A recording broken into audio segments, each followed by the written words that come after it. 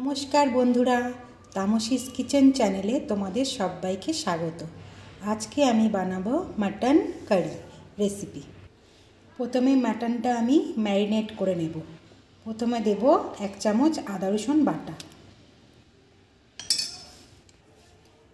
এবার দেব হলুদ গুঁড়ো। এবার দেব লঙ্কা গুঁড়ো, পরিমাণ মতো নুন।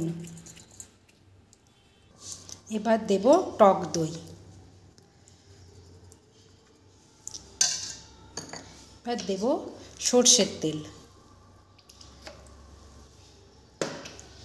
দিয়ে মাটনটা মেখে নেব। মাটনটা মেখে নিয়েছি, এটাকে 1 ঘন্টা আমি রেখে দেব। এবার আমি কড়াইতে তেল দিলাম। এবার আলুগুলো ভেজে নেব।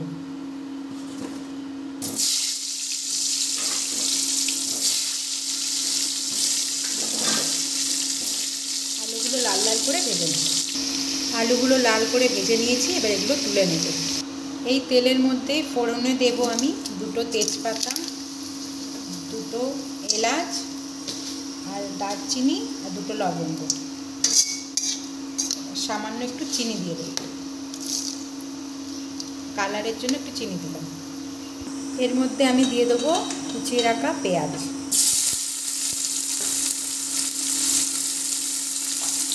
পেঁয়াজটাকে লাল করে ভেজে নেব। পেঁয়াজটা আমি লাল করে ভেজে নিয়েছি। এবার দেবো এর মধ্যে আমি টমেটো।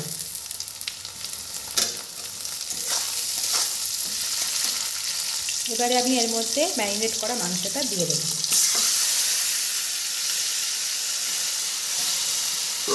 দিয়ে ভালো করে কষাবো। মাংসটুকু ভালো করে কষিয়ে নেব। এর মধ্যে দেব আমি কাশ্মীরি লঙ্কার গুঁড়ো, দিয়ে ভালো করে কষাবো। কম আঁচে ঢাকা দিয়ে আমি কষাবো। সরিয়ে আমি দেখব মাংসের তেল সেপারেট হয়ে গেছে। এবার এর মধ্যে আমি দেব গরম জল। গরম জল দিয়ে দিয়েছি। এবার এটাকে আমি প্রেসার কুকারে 3টে সিটি মেরে নেব।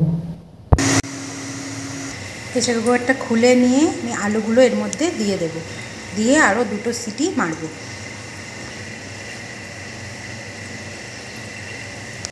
রেডি হয়ে গেল আমার মাটন কারি রেসিপি। এবার আমি গরম মশলার গুঁড়ো দিয়ে দেব।